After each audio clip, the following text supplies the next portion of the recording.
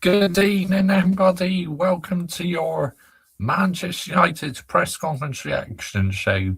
In tonight's show, we are reacting to Michael Carrick's press conference, the Arsenal game, and also we're going to be reacting to Mikel Arteta as well, which that one will be very, very interesting. I can imagine a lot of banger mash waffles going to be in that one, but we always do the opposition anyway, so we're going to react to it nevertheless.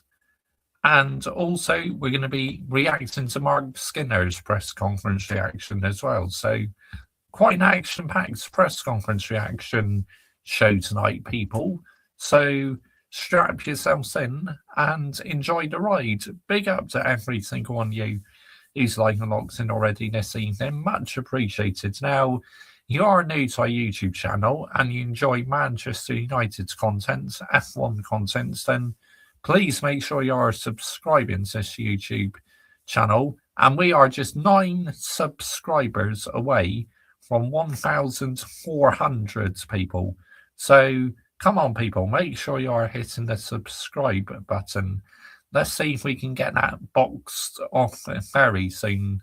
1,400 subscribers. That'd be absolutely amazing. And please make sure you're also subscribing to my second channel and extra channel as well. Links are in the chat. They're also in the description as well.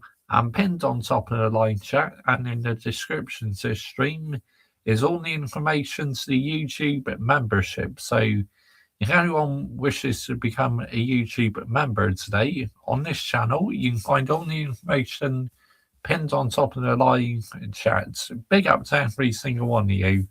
Now, I have to say, the Manchester United and Arsenal games, they're still one of my all-time favourites on the English football calendar. Let's get it right. I mean, I always get motivated for these sorts of games because they are absolutely amazing. Now, of course, we started the season off against Arsenal, didn't we? So it's literally now a repeat of round 1 fixtures.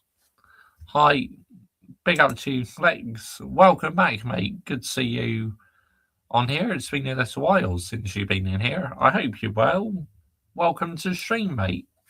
But, yeah, Manchester United and Arsenal. I mean, the most iconic moment to me is when Patrick Vieira and Roy Keane had that bust up in the tunnel, no hugs and kisses like what you get in football these days. No. None of that. Like 2 players ready to go to war with each other. That's what I loved about football back then. But these days, all the huddles, the hugs, the kisses, we all know why it's done, because PR, and for social media, let's get it right. Where back in the day, me watching football, you had none of that happening. So, yeah. But there you go, people. It is what it is. But to me, we were literally big rivals in the early 2000s. I mean, look how many times Manchester United and Arsenal were in the title race them seasons, absolutely unbelievable. The chat glitch keeps saying subscribe. Yeah, it's a bit of a bug at the moment, Flex, unfortunately, because I get that when I'm watching other streams as well, because on Substat channel, and it says subscribers only mode. But it's weird because you're already subbed to that channel, and half the time you have to wait for it to bugger off before you can comment. I mean, what are we doing here? Seriously. And on the app, right, on the YouTube app, I noticed today that when you go to look through the comments section isn't always working, nor the description. Finally, I can chat. Big up to you, Towie. Big up, mate. Good evening. Thank you for joining me this evening, mate. I just subbed to your channel, but it took more than 1 minute to comment. Big up to you. Welcome to Mr. Joshy J YouTube channel, mate. Welcome along. Please beat Arsenal on Sunday. I take it you're a Manchester City fan, judging by that picture.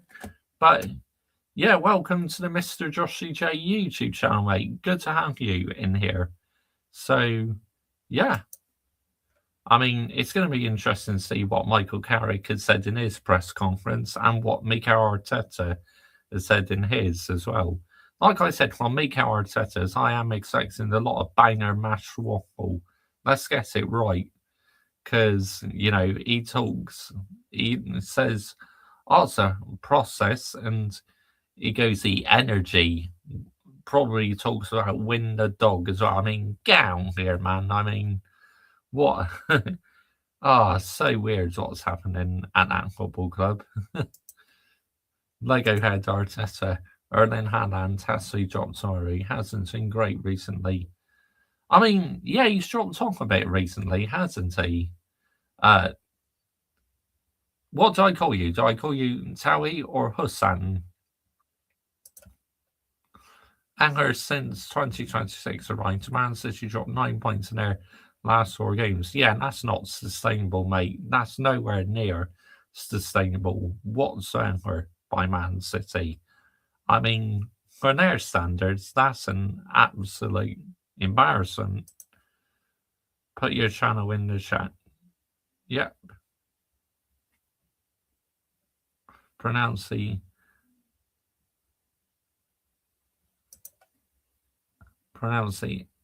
AW as O and Sear. All right, okay, fair enough. But yeah, welcome to the channel anyway, mate. So good to have you on here.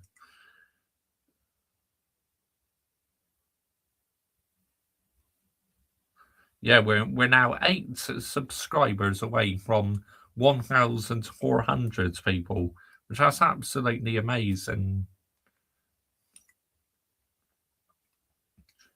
But yeah, let's see what Michael Carrick has been saying, because obviously I'm going to start off with Michael Carrick, and then we'll get on to Mikel Arteta, people. That sounds about right. Dynamite sorting. Michael Carrick press conference reaction. Here we go. 10 minutes 29. Well, at least this is a longer press conference. Looking ahead to the game, obviously had a fantastic result last week. How's the move been and what's the team you've looking like? I'm not going to tell you the team first off. What a stupid question by that journalist asking Michael Carrick what the team is going to be when the match is not for another 2 days. Get out of here, man. Honestly, these journalists ask the most dumb fucking questions. It does my nuts in, people. Any injuries? No, everyone came through the game really well, actually. I mean, I can't say anything apart from the obvious. It's been a good week. I think it was a big result, big performance, and a big kind. It's just bang and mash waffle, isn't it, by the journalists?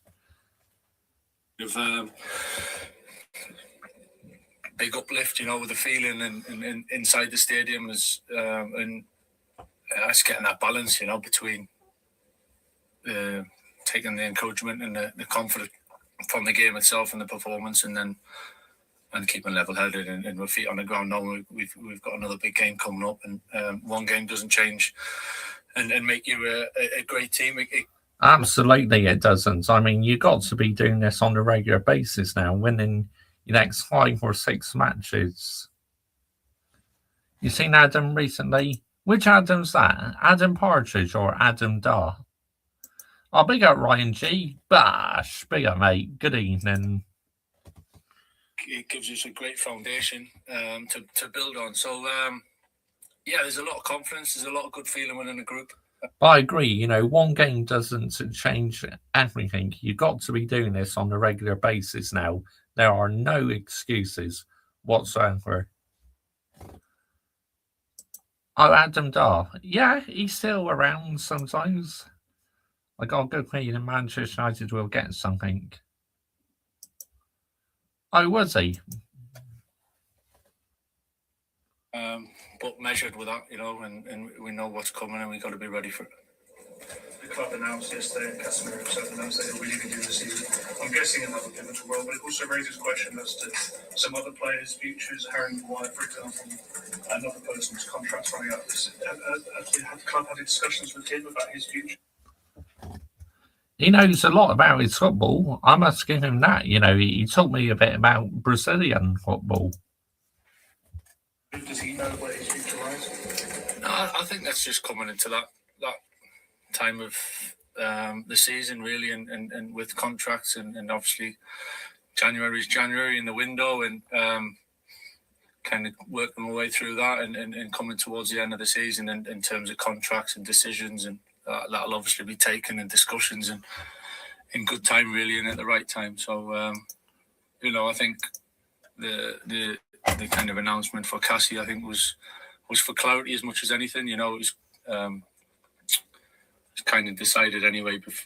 Look, Casemiro, I know his legs are gone in that, but I have to say, I think he's been very, very consistent this season. I think he's had a very good season, but it's time for him to move on. It really is. The Corinthians I like in the Brazilian league. Before I arrived, so it's not just a knee-jerk kind of decision, but the type of personality, the character that he is. I think it shows with his performance last week, and where he is mentally and how much it means for him to be here and to finish the season strong. I've already had that conversation with him, and he's desperate to do well and finish well, and it's good to see. So I've got no doubts about him at all. Michael, just on that, does that mean that you're going to be involved in these discussions? Because obviously it's a bit of a weird situation that at the moment you're only here until the end of the season, and then clearly the club's got to operate beyond that. I didn't know what kind of input you had into all of these decisions over contracts and targets and what happens. Yeah, for the week or so that it's been so far, I think looking too far down the track hasn't happened just yet. I think it's been the initial thoughts of what's happening now. I think what the important thing for me is any decision I make on my staff mate or the club mate. It's not short term. It's not just to get through till the end of the season. I've got a responsibility to whatever happens next for it to be in a good place and moving forward to make the right decisions. So. As time goes on, I'm sure we'll be part of it and we'll work our way through it. And just in terms of the injuries, Manchester Lake, when he was first missing, Ruben said, I'll be back next week, and now we're months down. Is he anywhere near? Hopefully, yeah. He had a bit of a setback initially before I arrived, I think, and only small, but it's maybe not so much a setback. I think it just was a little bit slower than we'd hoped. But he's certainly getting closer, and hopefully in the next couple of weeks or so, without putting an exact time, he'll be back and around it, and it'd be great to have him back. Michael, how are you feeling about Arsenal? Yeah, looking forward to the game. It's a big challenge, Yeah, I'm looking forward to it as well. Should be a really good game. Yeah, Lewis does look happy because obviously he's not driving the ground effects cars anymore. He just did not get on well with the ground effects cars. They're a very good team. It's pretty obvious to say that they've got so many strong points to the game and the squad, and so it's a big challenge. They're where they are for a reason, in the Champions League where they are for a reason, and so we're fully aware of that. Big up, Michael. Good evening, mate. Thank you for joining me this evening, mate. Much appreciated. Make sure you are subscribing to Michael, by the way. He has started to make YouTube videos again. Yes, that's right.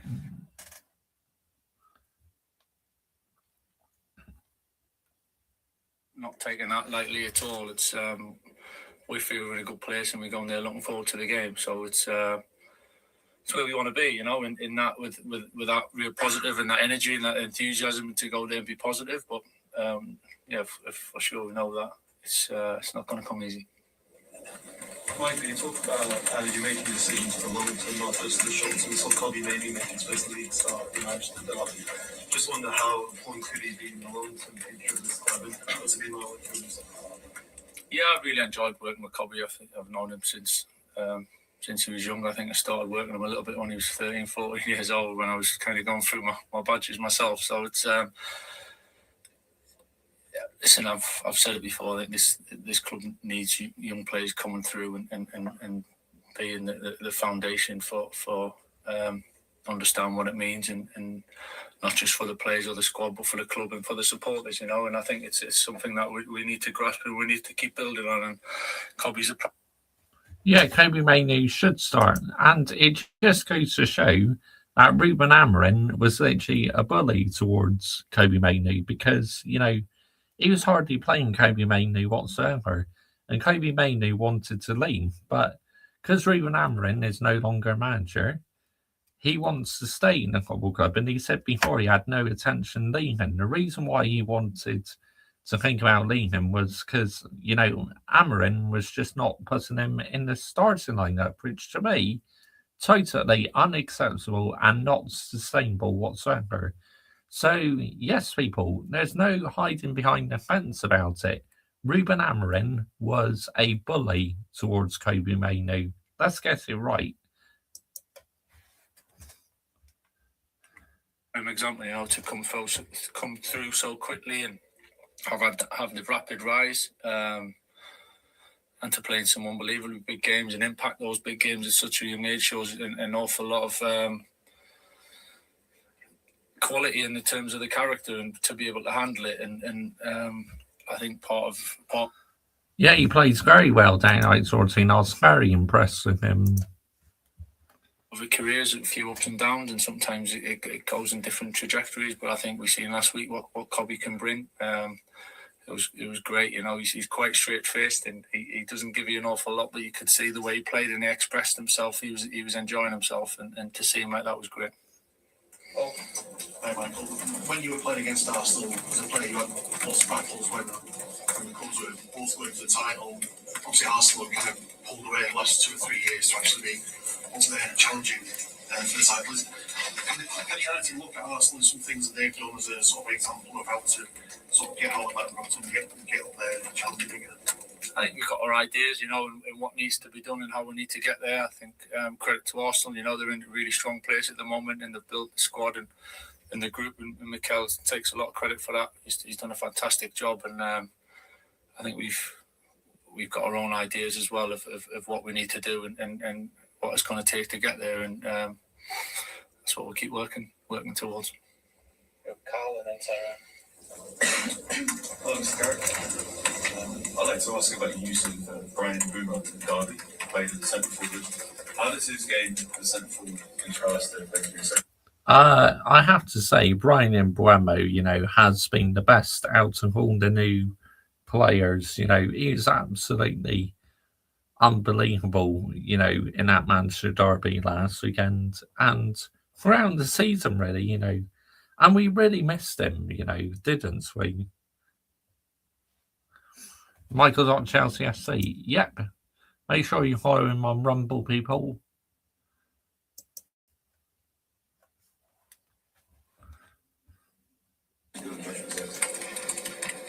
Yeah, it's just variety in terms of the strengths in some ways. I think Brian gave him a bit of a free role in many ways in a partnership with Bruno last week and to drift and to fill different spaces. I think Ben's very good at playing on the last line and runs in behind, and I think we've seen that over recent weeks, and he's done great to get his goals, so he's in a good place.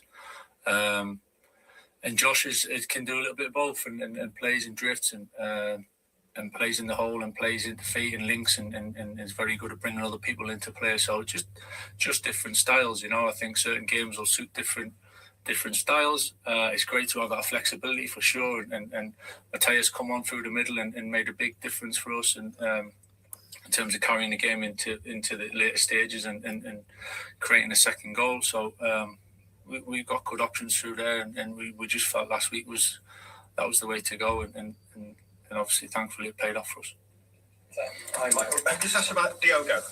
He's a player who's had a difficult season. There was a bit of frustration with him early on in the game last week as well. It seems that fans have kind of criticised him a bit this time and not fully taken by him. How do you think he's having a season, and do you think kind of settling into a role at right back now might help him after being moved around a lot this season? Yeah, I thought he played ever so well last week. I have to say, there was obviously the incident and the yellow card, and that was probably after 10 minutes or so. So to go one-on-one with the winger for the rest of the game and to manage that and to defend as well as he did, it was very impressive. So I was delighted with him last week. I think it's pretty obvious, at times there's been a few ups and downs with performance, not individually but collectively. So then it's not easy to get your rhythm and find your top form individually. But I think Diogo, from what I've seen here, I've known him for a while, and seeing him this week, he's really focused. He's desperate to do well. Loves playing for the club. You can see that. And as I said, he played fantastically well last week. So lots for him to build on. Just asking quickly about Ben as well. I sort of put your arm around him at the end last week. Obviously, he didn't get on. It felt like you inherited him at a good time in his United career from what Darren had done with him. How do you now go about managing him when he's not played for 2 weeks and might risk kind of losing that momentum, and what you may have been since you got him training ground? Yeah, I mean, he has been making mistakes, but if he finally wins the Premier League, I don't think it'd be all on his own merits. I think it'd be because how inconsistent others have been. I think it's losing momentum. I think it's, as I said, it was a team for last week to go into the game in a certain way. I think he's in a good place, but I think he's trained really well. Obviously, we're working with him and keep trying to improve him as much as possible. But I've been really impressed, to be honest, the way he's trained and he's finishing and the way he's gone about it. So yeah, I don't see it as anything else other than pushing on and using what he's just done over the last month or so as a stepping stone to be here and successful for a long time. That is the end of the press conference, people. Michael Carrick. Now, I have to say, he answered the media very well. Now, this is part one of the press conference, so probably part two is going to come out tomorrow, I could imagine. So, yeah. But he did answer the press very well. But that journalist at the start asking Michael Carrick what the team's going to be 2 days before the match starts. I mean, get out of here, man. Seriously. As if he's going to fucking answer that, people. What are we doing here? Seriously. That, by that journalist, is an absolute disgrace, yeah? An absolute disgrace. I mean, why do they have to ask these fucking pathetic, ridiculous questions? Or I don't understand it, people. I really don't. Right, anyway, let's get onto the waffle machine. Mikel Arteta press conference. Here we go. Oh, what banger mash waffle is going to be mentioned in this? Oh, nice. I hope you enjoyed daylight sorting. Afternoon, Mikel. Hello. I was just at open training just now. Looks like good news. Ricardo Calafiori, Piero Hincapié back on the training pitch. Mm-hmm. Are they ready for Sunday? Yeah, we have still another training session, so we'll see tomorrow after that to assess everybody. Probably he'll burn them out, because why are so many players getting injured at Arsenal? I mean, what on earth is going on? I mean, it's got to be his training methods, because they reckon Kai Havertz has done something to his knee, which that could put him out of action for a few months, and he's not long ago come back from injury, has he? So you have to start to question, what on earth is Mikel Arteta doing out on that training ground? If so many players are picking up knocks, it's like he rushes players back, and this is where Arteta gets it wrong. This is why he's not elite like what other managers are. He's maybe close to being it, but he's not, because he makes too many errors at the end of the day, which I can see why a lot of Arsenal fans get very, very, very frustrated about that. So, and I completely sympathise with that, because a few years ago, as a Manchester United fan, I was getting fed up with the amount of injuries we were having. So, yeah. And made a decision, first of all, in the squad. No fresh injury worries from the Inter game? No, after Inter, we had no issues reported. Just on a selection headache that you might have now, and a welcome one, I'm guessing, with Gabriel Jesus and Victor Gyökeres and the returning Kai Havertz. Yeah, true. True, he did. 100% he rushed Saka back when he wasn't even ready. Something that you wanted maybe from the start of this season, isn't it? Yes, we were waiting for that, and with the amount of games that are coming up, they're all going to have opportunities and minutes, obviously. So great to have them back, and especially to have them in good form. I've asked you this before about Victor, actually, in that he had to start the season effectively without Jesus and Kai Havertz. Now that they're back, how much do you think it's not going to just help Arsenal, but help him as well? Yeah, well, he started without a pre-season as well, and a lot of minutes and a lot of responsibility on him. And now the fact that we have other options as well, I think is something really positive, especially for the squad. Yeah, again, you have to question Arteta's tactics, really, to why Gyökeres has been very poor. But yeah, despite Gyökeres being very poor, he's still one of Arsenal's highest scorers. And you could see the other day, Gavi scoring 2 goals, Victor coming in and making an impact to win the game. Sunday we'll see you come up against Manchester United and Mikel Carrick. Mm-hmm. How much of a tougher proposition do you think that game is compared to maybe 2 or 3 weeks ago? Yeah, well, obviously, Mikel coming in is going to bring new ideas. Always the intensity rises up. You could see in the derby in Manchester the kind of behaviours and the game that they played. So, yeah, we expect a really tough match. We will adapt to that for sure. But we are at home and we know how important that game is for us. He'll probably put 11 at the back where we just cannot break down their defence. That's what I'm thinking. That's the way he's going to set up. He's going to park the bus and just try and get us on the break or something. Well, we'll have a bit of play, and then once they find the areas and that. But I'm calling it now. He'll probably put 11 at the back, like I just said. Can I just ask you about Ethan Nwaneri? You know he's out in Marseille. Mm. I mean, if I was him, I'll be looking to go on loan ASAP, because he's clearly not getting any games, Ethan Nwaneri, and he's a good player as well. So it's like, why is he being wasted on that Arsenal bench? It's like, send him out on loan, seriously. Gyökeres is not getting service at Arsenal because of Arteta. And also, it's like, when Gabriel Jesus or Kai Havertz is on the pitch, you see how much service they give him. Why aren't they doing that to Gyökeres? It's ridiculous. Arsenal paid all that money for Gyökeres and they just cannot seem to get the best out of him. Yeah, they're the masters at that dynamite sort of team. That's why I call them Set Pieces FC.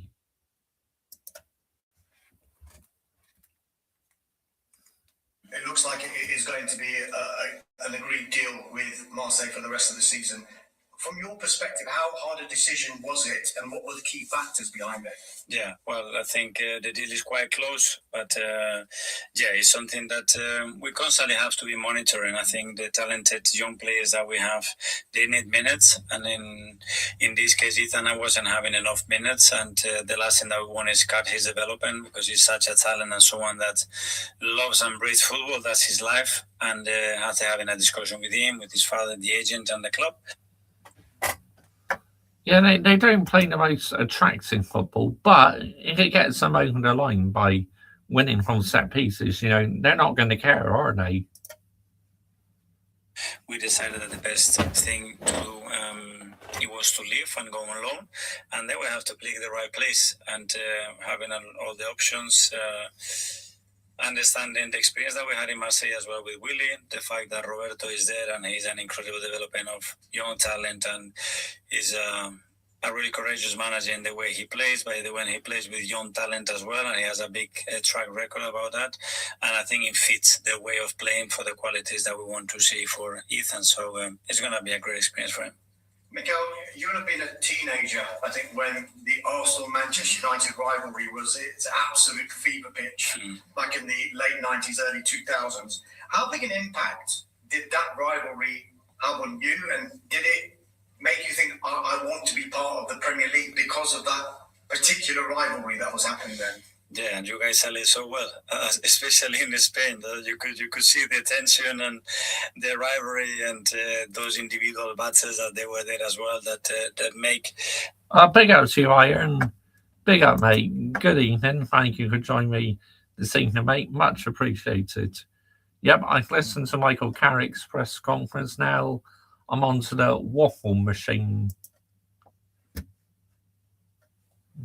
The game really special. So yeah, obviously two massive clubs that they've been fighting at the highest level for some. I mean, he's deluded down that sort of thing. It's as simple as that, mate. Big up, Bash. Many years, and yeah, we want to try to have the best possible game to win it. It has thrown up so many incredible moments, some incredible rivalries as well. That fixture, does one stand out for you? What was your first memory of it, or your most memorable one back from then?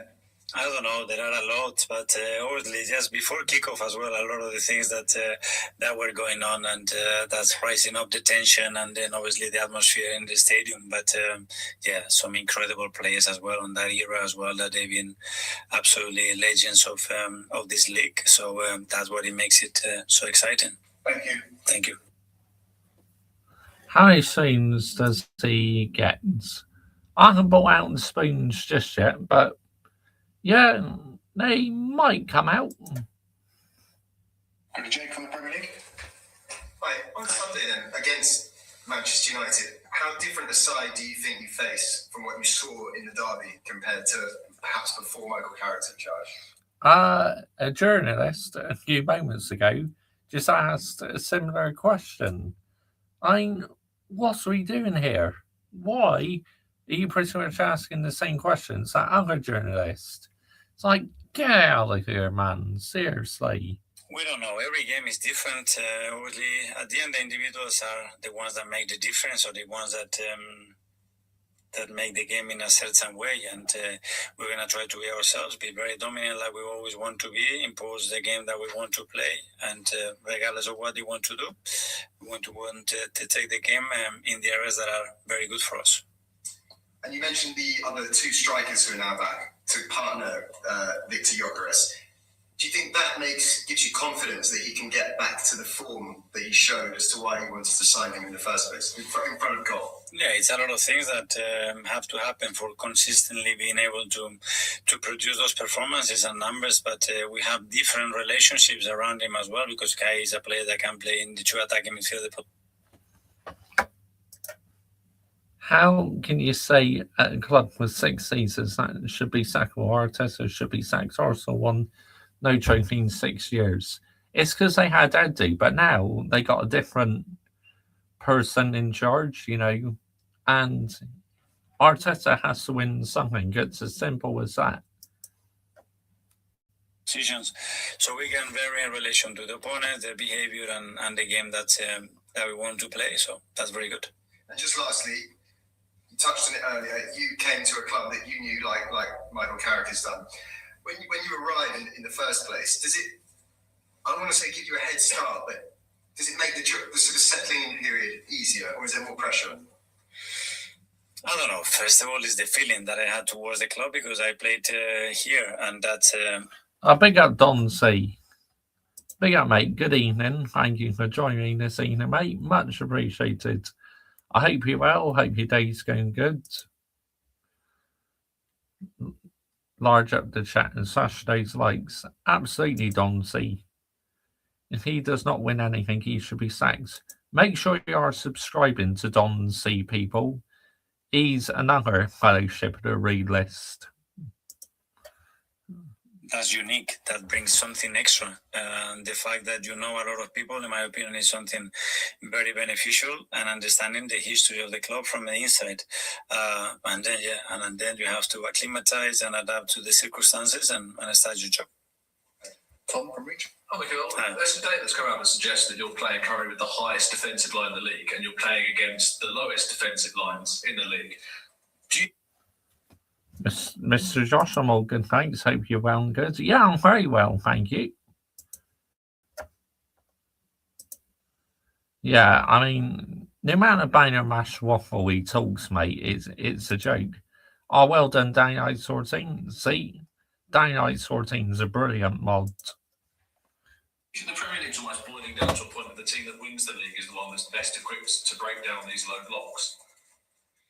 Well, this is one of the weapons that is necessary because a lot of teams are doing that. But as well, we can see more and more the man-to-man game that is conquering not only the Premier League but Europe, I think, as well. So you need to dominate all the phases in the game if you want to have the chance to win major trophies.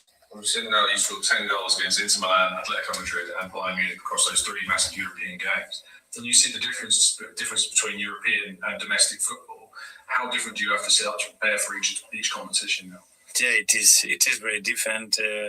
First of all, sometimes because the information that and the time that you have to prepare those games, and when you don't know them that much, it is a bit different. Then the rules change a little bit in the way the games are managed as well. And yeah, there is always an element of you are in or out, you need the points, you don't. So the results as well and how teams behave can change. But yeah, so far it's been good. I mean, you got the best team. It's like in the Premier League and the Champions League, you simply behave the same. It's like, why does it have to be any different? Because, you know, the Champions League and the Premier League are the two biggest competitions. So, to me, you take the same approach in both competitions. Okay, I want to ask you about Kai. He's obviously been back with the group for a few weeks now, but we've not seen him yet in the Premier League or the Champions League. Can you let us know your assessment of kind of where he is in his rehab and how happy you are with his progress so far? Well, he's very close. Obviously, he's been out for a long time, almost a year, for different reasons. And now we have to be very smart in the manner that we manage that load, the minutes. And I'm sure in the next few weeks he's going to play minutes. I cannot tell you in which competition because that will depend as well on the game context. And is a context that is positive. And there's that buzzword, context. Yep, he just said it twice in a row. I can't stand these managers. These separate horns between leagues. It leads to the overlay of defensive nonsense. I agree. It's pathetic, Iron. To throw him in or not with his qualities. And yeah, it's great that we have him. We can use him in different positions. We will see him in different positions. And we are really happy to have him. And is the aim really to take your time to make sure that when you enter the decisive period of the season, March, April, May, that you've got Kai fit and firing at that point? Yes, because after that long-term injury, it's not only the period that you come in, is what happens in the next 6 to 8 weeks. And we want to maintain that and manage that really well. So after we can creep it up, as you said, when all the big games are coming up, and we have make sure that everybody's in the right mind and physically at the highest level. James, CDS. I'm Mikel. I know you're not a big social media user, but maybe you're aware of the developments and the tension that's on there among the Arsenal fan base, and I think maybe you should say that's drifting into the stadium a little bit. You know, you're top of the Champions League, not 7 points clear in the Premier League. What would be your message to supporters to sort of try to calm them? I still think they're favourites to the Premier League a day night sort of thing because other teams have been so inconsistent. I just feel that because others are being inconsistent, this is finally going to be the season where they do it. It's not about coming, it's about continuing to do what we are doing really well and try to evolve every single day to be better. So from their side is is continue doing what they do in the stadium, create more energy, more positiveness around. The energy, guys, that's another buzzword he likes to use, energy. Around the games in each actions, and if we do that and we created that kind of a scenario, we're going to make it more and more difficult to the opponent, and that's going to help us to win more games. Pep Guardiola's just said you're the best team in the world. Do you agree? I know why Pep's saying that. It's because he's trying to get into Arteta's head. He's hoping that, you know, Arsenal will drop off. Of course he is. I mean, let's get it right. I don't know. I think we are the team that wants to be constantly better, that we're doing a lot of things right, but we are far from perfect. And our only aim is to sustain the level that we are doing, but especially in certain areas, try to improve again. James, Mikel, playing against United, you talk a lot about transition, how dangerous they are in transition. Is that where you think will be won and lost? It's one of the areas. I mean, they are so good in a lot of departments. It's clear that when that team has a space to run and certain players to activate the runs, they become lethal. And you saw that a few days ago in Manchester. But they have a lot of attributes to cause you problems. But as well, like every team, they have their weaknesses as well. I mean, in terms of that transition. Pep is playing grade A mind games. Yeah, he is. But that Arteta stumbled with that one there. A little hearing Pep has said that. Are they the best in the league at that, do you think? I don't know. Historically, there's always... Big up Michael.ChelseaFC. Bash. Big up to you, geezer. Make sure you are subscribing to Michael.ChelseaFC, people. Been something very, very linked to that and the profile of players that they always have and certain individuals that are so good at activating those spaces as well. But yeah, I don't know the stats exactly, but for sure they are one of the best. Maximum standard. What's about colour? One of the best. I don't think we are one of the best, Mikel. Yeah. Have you seen the football we've been playing this season at times? We've been so pragmatic in that. So it's like this one game where we're playing attacking football doesn't mean we're the best thing since sliced bread all of a sudden. Fuck off, man. Seriously. What a load of banger mash waffle. Get out of here, man. It's obviously so unique in the positions he takes up, particularly in the attack. How much has the balance of the team sort of been impacted by missing those specific ones? We try to adapt to the qualities of our players, and certain players give us more dynamism and more options in terms of the spaces that they can occupy and where they are comfortable and how they can link between them. And others are probably more... Yeah, that does need the swing. You're right. I don't have wooden swing with me, but I got a ruler with me. So, yeah, I can use that as a wooden swing. Yeah, wooden swing for you, Mikel Arteta. Honestly. What a load of bollocks, man. Big up Josh Ray. Big up Adam Partridge. Bash. Big up, mate. Good evening. Static and more fixed and more positional, and Ricky's... Oh, thank you, Adam. I appreciate that, mate. Quality is that he can be very fluent in many spaces. And just one on Bukayo. I think it's 12 matches without a goal, which is... Yeah, I'm all good, thank you, Adam Partridge. Enjoying the longest of his career at Arsenal. What do you sort of put that down to? That Lego head Arteta talking absolute nonsense and rubbish. Yep. Utter bollocks.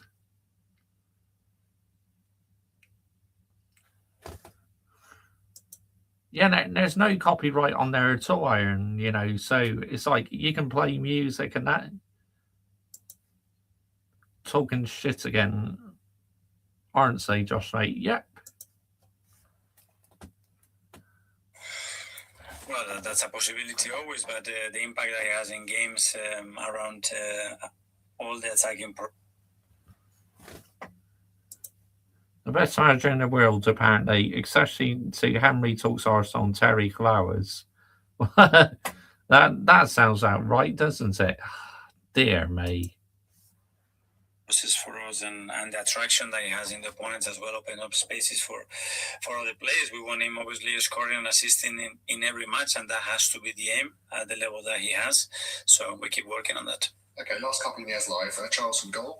Hi again, just back to Kai quickly. I remember about a year ago you called him like a genetic powerhouse because he's so used to playing. He stayed fit so much in his career. Do you think sort of mentally after such a long time out, it's going to be quite difficult for him to kind of trust his body when he does get back? Is that something that can have to work on? I don't think. Big up Red Devil Bush. Big up, mate. Good evening. Thank you for joining me this evening, mate. Much appreciated. Arteta talks about planting a tree with his players at the training grounds. This guy is so cringe. It's proper weird, isn't it? Who said we should rip a new asshole, Josh? Absolutely. I haven't been struck with any copyright or anything, mate. Apparently, some YouTubers are doing streams on Twitch because you can show Premier League goals on there without getting hit with copyright strikes. So because it's a player that has an unbelievable track record, and what happened, it happened. And you have to go through that in your career at least once. He's gone through that period that has enabled him as well to learn more about the game, about his body, and probably about how much he loves playing and how difficult is his life when football is not a big part of that. And he looks really, really hungry, and I'm sure we're going to see a very good version of Kaya. At a similar age in your career, you took a big move leaving Barcelona to go to France on the plane. The experience that you spoke very fondly of, have you sort of used that and spoken to Ethan about that? I think that this time he spends there won't just be good for him on the pitch, but off the pitch as well in terms of learning experience. Yes, and not only me, but a lot of players that they have yesterday, Adam, mate. Situations and just understanding how he's going to feel, because when they talk about the opportunity and the clubs that are interested on you to go, the first thing is excitement. You are willing to play. You speak to the manager. He's very keen on you, and you're going to play at the weekend, and you're going to start a lot of games, and this is all very good. But one day you have to go, okay, pack your bags. This is the flight tickets, and you have to go to Marseille. Whoa, wait. And that is fear, is insecurity, is getting out of a place that has been really comfortable. Look at the way he's waving his hands as well. I mean, oh my goodness me. Elite high standards. Tool for him, around his family. But then this is the thing. At the end, you have to be thrown there into the Sharks in an incredible... Sharks? Why are we mentioning Sharks when you're meant to be talking about a game of football? Seriously. Oh my goodness. This manager tries to be a comedian. It's like, why don't you sign up to comedy or something? Dear me. What a load of Bayern people. Seriously. Absolute bollocks. PSR, XG, GA, all in the bin, Josh Ray. Absolutely. Thank you, Michael. I'm definitely going to look at setting it up so I can mix in what I have in the mix. Absolutely, Iron. Go for it, mate. Football culture and atmosphere and club. Total banger mash Wackle Iron. It's a joke, mate. And it's going to make him so much good. Funny Phil from PA. Mikel, just going back to that comment from Pep earlier about Arsenal being the best team in the world. Appreciate probably don't want to say we are the best team in the world, but is it a big compliment to come from someone like him because you're new to It's not a compliment. It's mind games. It's as simple as that. Your relationships were documented. Just to hear that must be a curious of us. There's nothing good about it because it's a tactic, Pep Guardiola is trying to rattle Arteta. Why can't these journalists see it? It's always much better to hear positive things about your team and the work that you are doing. But obviously, that's a big word, especially because, in my opinion, to be related to that, you have to win a lot of things, and we haven't. But we certainly have the purpose to be the best version that we can be every. Yes, Carrick's iron. You're spot on, mate. I agree, 100%. Single day, and we're not going to stop till we achieve that. And just one going, Jesus, obviously played so well the other night. Is it difficult to leave someone like that out of the team when he scores 2 goals, plays so well, obviously with United?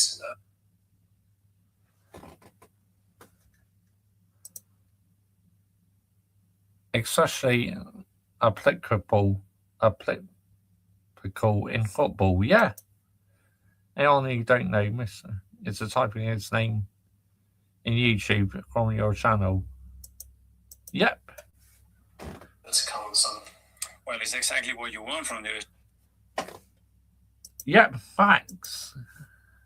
strikers, the same that Victor did, but at the end you have to pick what you think is the best team to start against a different opposition, a different context, and then. Oh, there's that buzzword again. Context. How are you going to finish the game as well? So tomorrow evening or the morning of the match, we will decide that.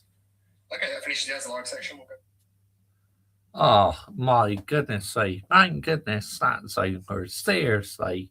What a load of absolute bollocks. I mean, he may as well sign up to comedy. Seriously. Some of the things he was saying in that press conference, absolutely unbelievable. I mean, just, oh, girl, look at her, man.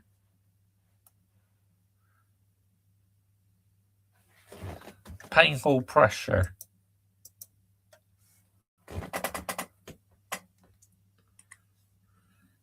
Anyway, thank goodness that one's over. So, the guy who's swing backs with 1 billion still hasn't won the league title yet. Crazy work. Manipulation, yep.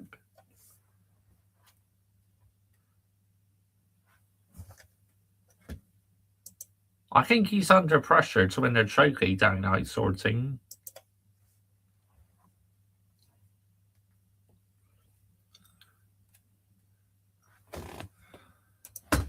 If you want to beat Arsenal, you got to have the same mindset as you did against City, but you got to practice and train and deal with set pieces and play more defensive. Hit them on the break. Ability to manipulate from with the words, that's what Pep did. Beretta didn't sack Simeone.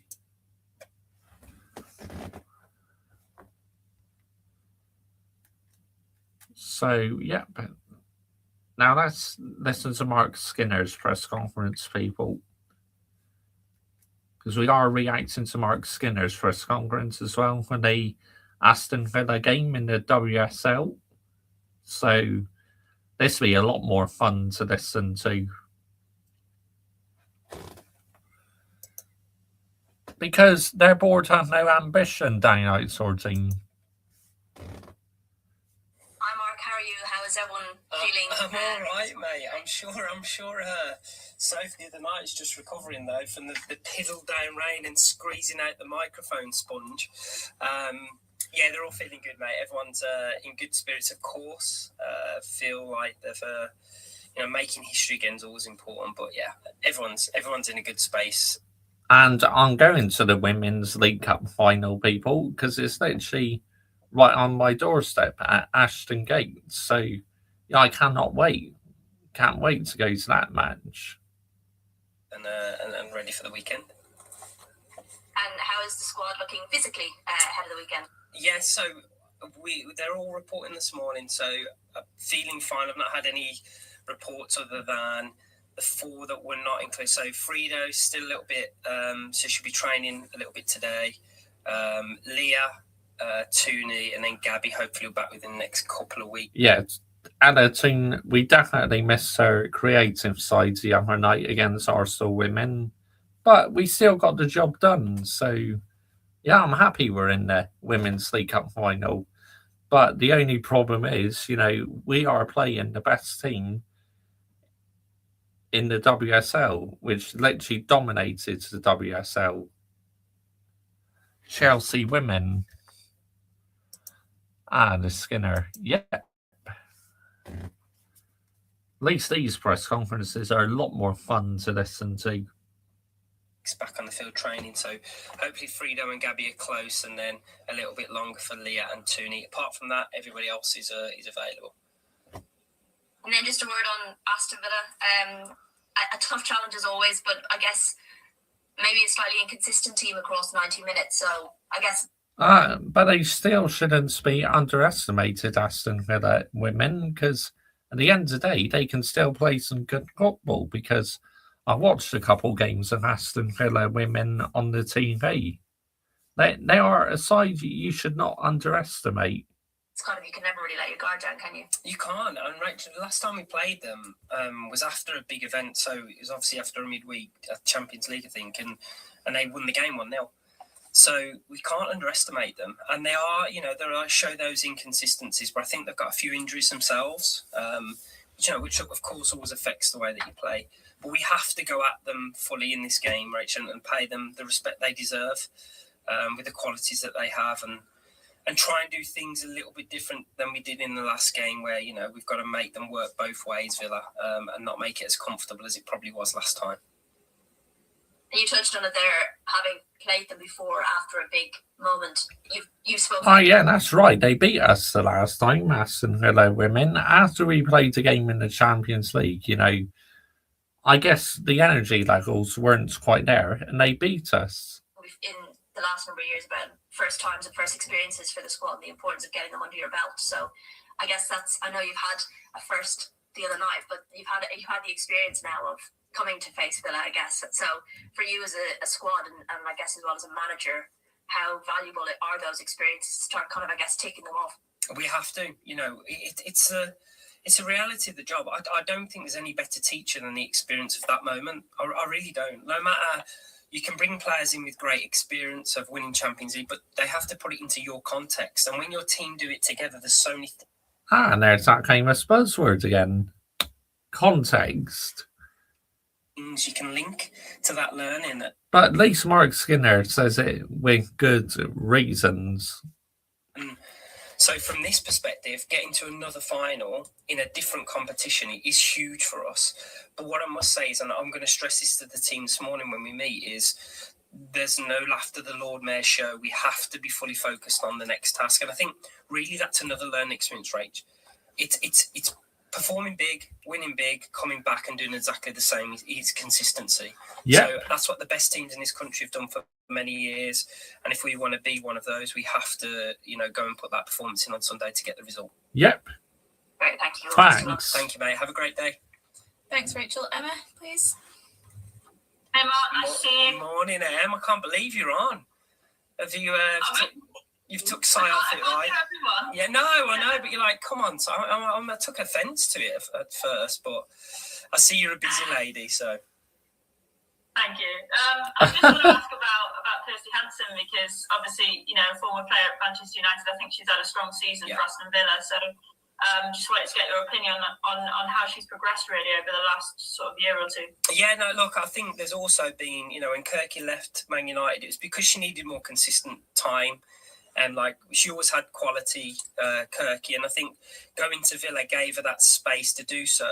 I still think she had to fight in the last year. It hasn't come comfortable for her. She's broke herself into this team now, and he's as always, she has the quality to hurt any team. It's always fondness of when we see her, but we had to move. I think it was the right move at the time for both herself and the club. But yeah, look, it's nice. Hopefully it doesn't happen on Sunday, but it's nice to see her doing well. It really is. There's no hard feelings when a returning player comes. Like Martha came back and scored against us for Tottenham, and you congratulate her on that moment, because it's never easy to say goodbye to a player. But I'm glad to see she's doing really well, and we've got to defend really well against her Sunday, because she's a real threat. And as I say, long may she can keep that up and continue for herself. But hopefully not on the weekend. there's obviously been some big news that's come out overnight regarding Trinity Rodman out in the US. Obviously, I know you spent time out in the NWSL, but I just wonder, the fact that obviously now American clubs sort of have the option to pay higher wages now as well. We've seen over in Mexico, high wages, WSL clubs are increasing as well. I just wonder whether Manchester United are sort of willing and capable to kind of match those high wages that are going to be increasing. Yeah, look, I think there's definitely what I'd say to you is the club have been and will be continuing to do research into the market trends and how it moves, because I'm sure you can imagine it yourself. I'm sure you pick up phone calls to maybe agents and directors of football where you hear these kind of flotations of wage structures and you're like, wow, that's a big jump. And so we would do active research. I know that our club are doing active research in the market to actually see sustainable growth, but also what it might look like in short term, medium term and long term. So we're definitely doing research into that. Because the one thing you don't want to do, Em, is also just go into the market ad hoc and start spending loads of money and not maybe get the worth all the time. So I think it's not about caution, but it's also about responsibility. So I think our team are, and I know they are doing it behind the scenes, they're looking at the market, where it might go, how we can raise commercial income as well, which also makes it sustainable, but also grows with the market as possible. So I think we're doing it, but we're doing it in a diligent way. Great. Thanks, Mark. Thank you, mate. You have a great to speak to you. You have a great day. Thank you. Thanks, Emma. Carrie, please. Thank you. Morning, Mark. Morning, Carrie. Just wanted to... Yeah, likewise. I just wanted to return to something you said after the match midweek, and you were talking a lot about team spirit. Just wanted to ask a little bit about whether you think you've captured lightning in a bottle with this squad, or whether it's something that you work on, bringing new players in and they seem to slot in automatically to the team spirit that you have. Do you know what? I think the thing I'll always be proudest of at Manchester United is the team spirit we've created. And somebody asked me, how do you do that? And look, there's all elements of luck. You've got to get human beings to work together for the common cause, the common goal. I'll be going now. Good evening, mate. Thank you for joining me this evening, mate. Much appreciated. Just listened to Mikel Arteta's press conference. All I can say is, wow, what a load of banger and mash waffle. Seriously. But I think reality is when your foundations are built in trying to include the human in the decision-making process and try and make them part of it. I've always found if you have shares in the company or you have stock in the company, this time being the team for the players, I always find that you care more about it because there's something to win and lose within it. It's funny what I've asked the three girls that have just come in.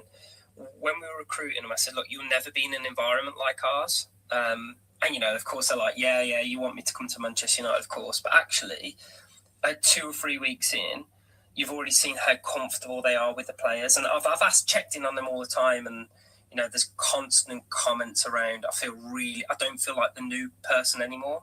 And we're 2 weeks in. So I think that's credit to everybody involved. And in all honesty, just the way I've been brought up, the way our club is, there's no space for big time players in terms of that don't want to include everybody else in their journey. So I think that is the key ingredient, and just not allowing anybody else that doesn't want to do that to be at the club. So I don't think I've caught lightning in the bottle. Oh, I'm sorry about that. And if I do, I'll talk about it because I'm sure it'll be quite. I don't know if I could handle that. Thank you so much, Mark. Best of luck this weekend. Thank you, Carrie. And I get reading, mate. There's quite a few books there. I do like looking at personal library. Have a good day. Thanks, Carrie. Connor, please. Morning, Mark. Morning, Con. How are you, mate? Yes, not too bad. Good. The weather's terrible. So. Terrible. And we're about to go out in it. Yeah, I know what you mean. I just wanted to start on a quick one on the defence, actually, because prior to Christmas and the New Year, it was 1 clean sheet in 10 games. But since the turn of the year, it's 3, obviously, in a row. 2 of those being against Arsenal, 1 of those with a red card in there as well. I just want to ask if there's any changes that you've made or that you've seen in the players that I guess has seen, an upturn or an improvement in the defensive stability of the team. Yeah, I think, look, kind of, over my time here, we've broken records for clean sheets. So we were not happy with that prior to Christmas. But the one thing we did say, the risk of attacking more probably opens you up more as well. So we wanted to be more attacking because we want to score more goals. But what we have done in this last block is spoken about just the pride of keeping clean sheets. And our defenders love to defend and our team loves to defend. And it's not just in front of the goal, it's everybody. And even today we'll play a reel of like duels and a reel of like blocks and just show the players the feelings you can get when you do it right. So I think it's a feeling we try to encourage so that they celebrate it, they love it. And I don't know about you, I love the defending part as much as the attacking. I just think it shows full commitment. You're putting physical body in line. So nothing really, just conversations. We know how to defend the box. I've structured it for 4 years now, so 4.5 years. So we know how to defend the box. But I still want more, Connor, if I'm being really honest. I want to continue that run going into the next few games. Brilliant. And just at the other end of the pitch, a player I wanted to ask about is Jess Park, because since she's joined United, we've seen her play off the right wing, off the left wing, in the 10. I just wanted to ask in terms of where you see her, what qualities do you think she possesses to play across all three positions, and how that's kind of developed since she joined in the summer? Yeah, for sure. And what I'd say to you is it's not about, I want to clarify this, it's not about trying to fit Jess around the team. It's actually trying to fit her around the opponent. Because what you notice about each opponent, we study obviously the defenders and the defensive structure. It's about getting Jess in a space where she can play forwards quickly. She can dribble, she can create things and take players on. So recognising where to play on a pitch is really important because, Connor, the skill she has, tight ability to face forwards under pressure. She can separate instantly, which means that the defender never knows where she can go, so she can exploit space either side. And more importantly, it's just about being really aggressive with the ball with her. We want her in forward-thinking spaces. So those are the reasons we've been moving her around the pitch. And it's not a free roll, but there's definitely pre-identified spaces that we can give to her, and that's the reason. So for us, Jess has the great ability to create for us, so we want to make, especially in the absence of Tooney right now, that actually we have to find space for her. So that's why we've been... Yeah, like I said, at the moment, our women's team is definitely missing Ella Toon's creative side 100%. Adapting her position slightly. Brilliant. Thank you. All the best. Thank you, Connor. Thank you. Have a great day, mate. That is the end of Mark Skinner's press conference, people.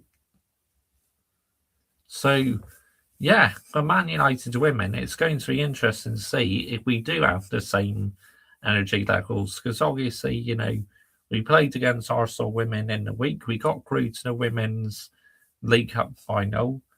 And, yeah, hopefully we can get a win against Aston Villa women. But like I said, I'm not underestimating them, people. I'm really not. So another thing I want to have a look at is, has Lee Gunner done any streams on Man United?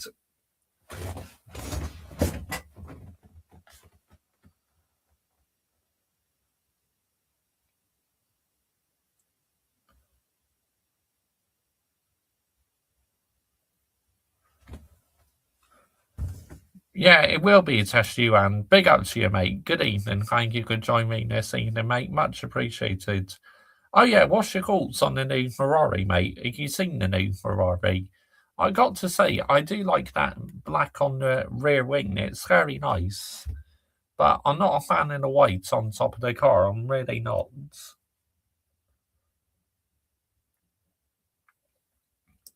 So, yeah. It's absolutely unbelievable, people, isn't it? How some managers talk absolute banger mash waffle in these press conferences. Seriously, it's like, what are we doing here? Why do they have to talk banger mash waffle for? Why can't they make any sense whatsoever? I mean, it's not just the managers that talk banger mash waffle. It's the journalists as well. Let's get it right. They talk absolute banger and mash waffle themselves as well. So, yep. And the game on Sunday, I'm looking forward to it. My score prediction is 2-1. Now, it could be 2-1 to Manchester United or 2-1 to Arsenal. Big up Brian CFC, but it's PR Happy Meal era. in the Premiership, geezer. I agree, mate. 100%, Brian CFC. You're spot on, mate. Big up to you. Big up the chat. Absolutely. Big up to all your legends in the chat. Now, going into the game itself, you know, how Mikel Carrick sets up, to me, I think he should do exactly the same as what he did against Man City, because what he did against Man City works absolutely brilliantly. And that goal, what Brian Mbeumo scored on the counter-attack as well, was just absolutely beautiful. It really was just absolutely wow. What a beautiful goal. Big up, Brian. Yep, big up indeed to Brian. But, you know, it's like with Arsenal, I just feel, you know, they're going to go defensive and we will struggle to break Arsenal's defence down. Because one thing's for sure, Arsenal this season have been very good defensively, you know, especially Gabriel and Saliba as well. I'm hoping for a 2-3 win away at Selhurst. Be a tough fixture. I know Palace are not on the best of form at the moment, but that'll still be a tough fixture, mate. Absolutely. 100%. It'd be so tough. But, you know, no doubt for Arsenal that David Raya be starting, Bukayo Saka as well, Declan Rice as well, he'll be starting, which Declan Rice to me is a very, very, very, very good player at Arsenal. And you could see last weekend how annoyed he was after Arsenal drew the game at Forest. You know, Declan Rice was absolutely seething that Arsenal didn't take full advantage when Man City dropped points. That is what you call a proper captain and a proper leader. So why Arsenal not got Declan Rice as captain? Why they got Martin Odegaard as captain? Or some Arsenal fans like to say, oh dear guard. Because to me, when Martin Odegaard is in that Arsenal team, he completely slows down the play, people. Let's get it right. Clean sheet in the bin for United and Chelsea games. Laugh out loud. Yep. Yo, big up Adam Dar. Good evening, mate. Thank you for joining me this evening, mate. Much appreciated. Big up Josh and everyone. So, just been listening to Mikel Carrick's press conference. I've listened to Mikel Arteta, and I've listened to Mark Skinner's press conference as well. So, yep.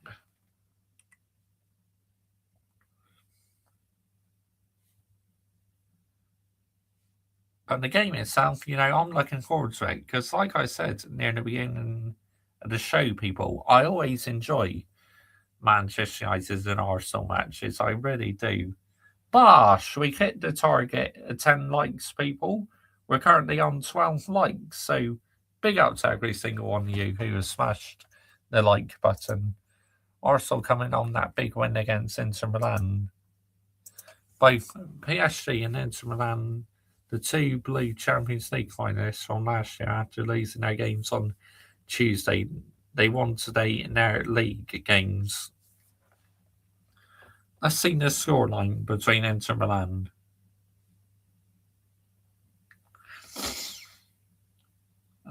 Inter Milan, yeah, they won 6-2, and Paris Saint-Germain won 1-0.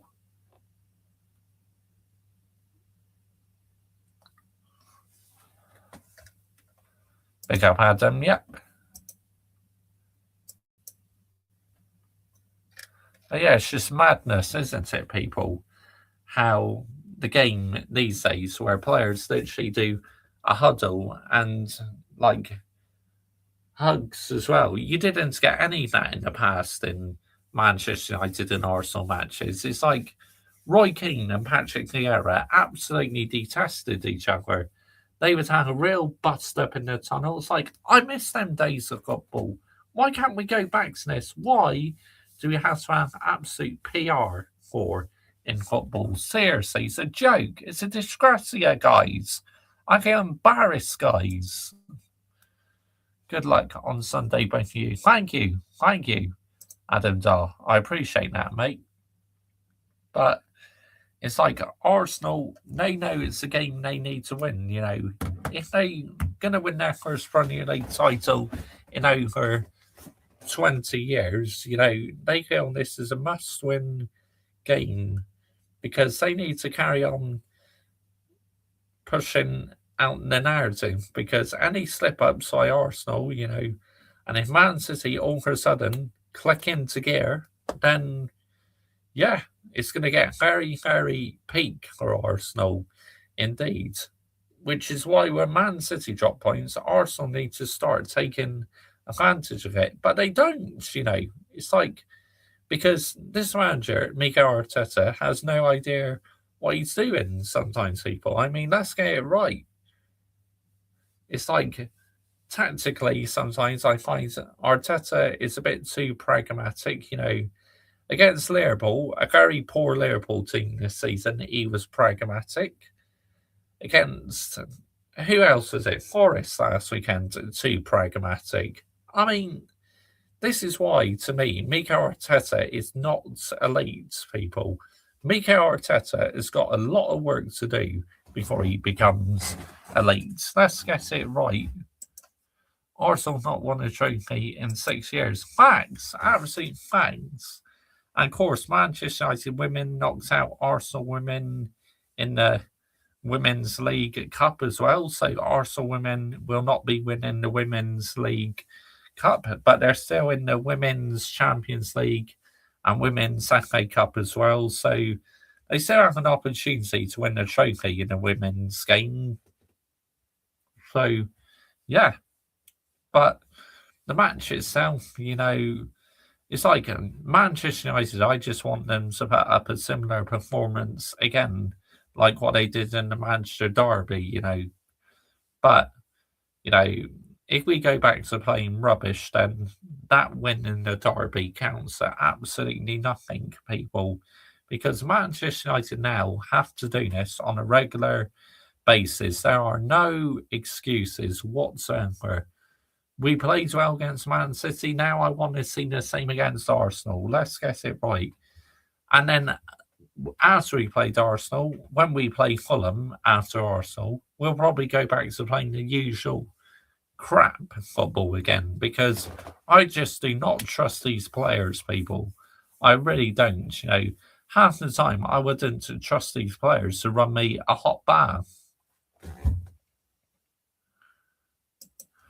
Back to big games. Yeah, I agree. What do you think of the Aquatic cars and liveries? The Ferrari as well. Yeah, I mean, I like the black on the Ferrari on the front wing and the rear wing, but I'm not really a fan of the whites on, like, on top of the halo and that. I mean, I think it's just too much, and there's too much HP on the car as well. But the Red Bull livery is quite nice. United, but they are likely going to trade us. We are Adam Dar in the men's game. I already accepted, you know, because we're out in the League Cup, we're out in the FA Cup, but our women's team have got a chance to win the trophy still. And I'm going to the Women's League Cup final at Ashton Gates. Yep, Ashton Gates is very close to where I live, so I've got tickets to that game. Looking forward to that because I've never been to watch a competitive cup match. That should be a good game to watch. So, yeah. And obviously, I'll do a match day vlog to it as well whilst watching the game. Like, record best bits and that. Because, yeah, why not? I mean, it's not every day you get to go to a cup final, is it? And literally at a stadium what's literally so close to where I live. So, yeah, that's why I'm going to the game. And I cannot wait to go to the game. I really can't. It should be good, people. It really should. But, you know, do join me on Sunday for, well, I'll be doing a match reaction and an emergency meeting as well to the game. Or maybe even a celebration stream, you know, because after we beat Man City, I did a celebration stream. So I might do that again. You know, a celebration stream. But we'll wait and see, people. But either way, we must win. It's as simple as that. I mean, we're playing Arsenal. We used to have big rivalries in them, so yeah, you know, it's like, yeah, we got to beat them. It's as simple as that. No excuses whatsoever. So yeah.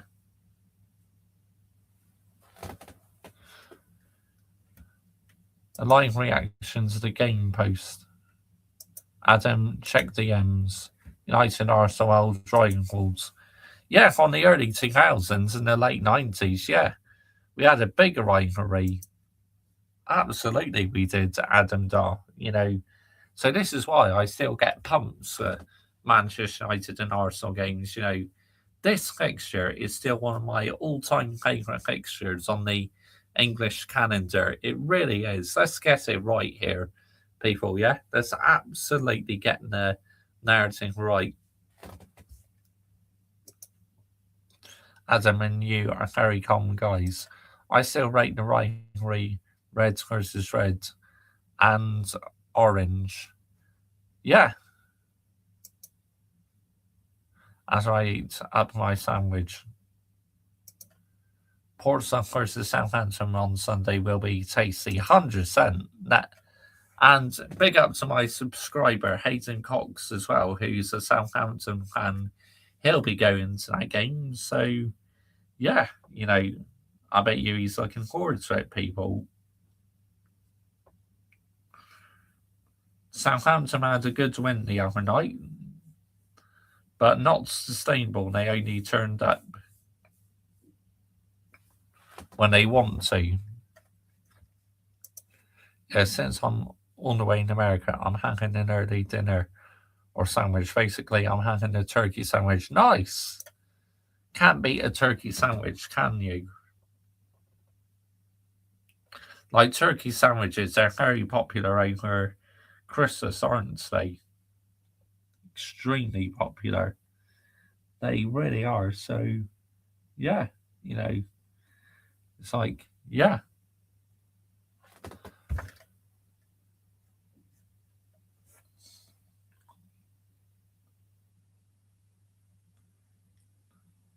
But yeah, I'm Irish, by the way. Oh, are you? Josh CJ. Nice. Nice one, mate. Big up to the Irish, yeah? What part are you? You Southern Ireland or Northern Ireland, mate? Are you in the UK, Ireland, or are you in the Republic of Ireland? What's outside of the UK? Yeah. But yeah, that's very interesting.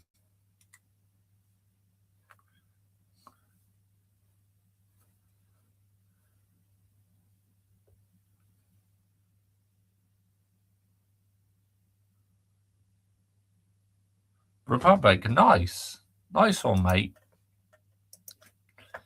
Liverpool have a huge Irish population. That city makes sense. Yep, 100%. They have a massive fan base in Ireland. I mean, look at Craig, Anfield Agenda. You know, big up to him. He's from Ireland. Oh yeah, Shane Gooner as well. Big up to Shane Gooner. He's from Ireland. Another YouTuber. Make sure you're subscribing to Shane Gunner, people. Is there more Man United fans than Liverpool? Or, I mean, both Man United and Liverpool cliques literally have a huge fan base around the world.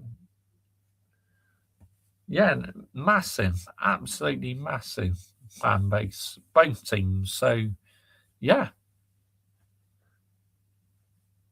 But obviously, the iconic moments for me in Manchester United and Arsenal fixtures, people, is when Ruud van Nistelrooy scored a penalty. And obviously, you know, we beat Arsenal 8-2 at Old Trafford. Wayne Rooney, I believe, scored a hat-trick that day. And someone else got a hat-trick, I think, as well. But whoever thought we'll beat Arsenal 8-2 that season? That's absolutely unbelievable. I couldn't believe that. I was thinking, what on earth is going on? How are we beating Arsenal 8-2? Crazy work. Absolutely insane. Obviously, my dad, who is an Arsenal fan, he was absolutely devastated. He's almost in disbelief. He couldn't believe what was going on, because my granddad and my dad, were all listening to it on Fine Line, and when the goals kept going in, I was like, yes, and my dad was like this. He's just in total disbelief. I see. I'm not too sure, to be honest. 8-2, just like Barcelona and Bayern. These are the two biggest scorelines in the world of football this century. Yeah, that's right, 100%. And Man City in the FA Cup as well, beating Exeter City 10-1 at the Etihad. That's a big scoreline as well. And Man City didn't even have their full-strength players out. They still destroyed Exeter City 10-1. Crazy work. But yeah, for the big games, that's massive scorelines. 8-2 Barcelona and Bayern Munich, and Manchester United and Arsenal 8-2 as well. Huge scorelines. I agree, Adam Dar. 100%, mate. But obviously, Arsenal had some top players as well, like Thierry Henry, Dennis Bergkamp, Patrick Vieira, and that, I used to enjoy watching Arsenal's football, because they played attacking football, but now they're very pragmatic and almost like robotic football, or as Adam Dar says, harambol. Let's get it right. They're literally harambol these days, Arsenal. But if it gets them over the line, they're not going to care less, are they, what sort of football they play? But to me, it's not entertaining at all whatsoever. So, yeah.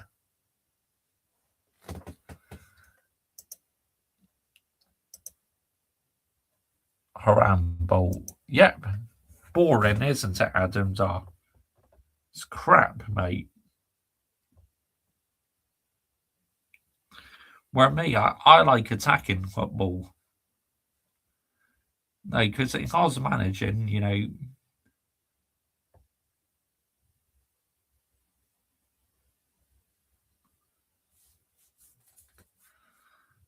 So, yep. I hope so, Yuan. I really do. After Ferrari not winning a single race last season, I really hope Lewis Hamilton can win a couple races this year. Ramble in FC is good. Oh yeah, it may work in the FC games, but in real life, it's just boring to watch, isn't it? Where me, I like the old-fashioned 4-4-2 formation.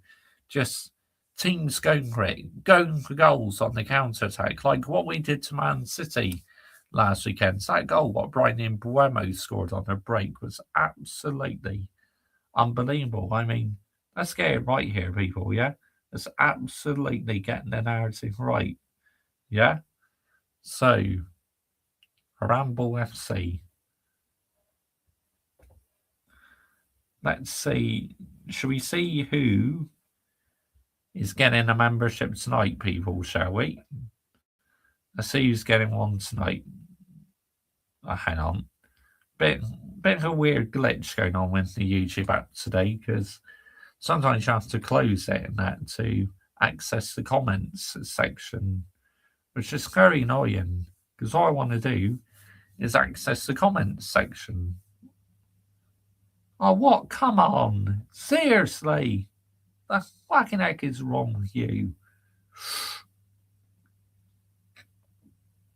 Get out of here, man. Seriously.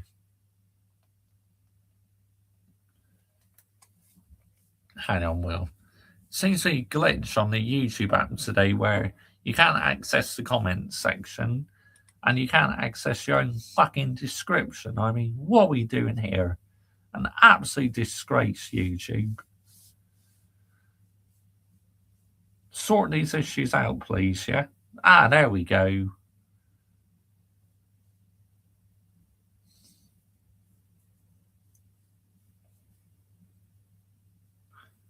Let's see who's getting the membership tonight.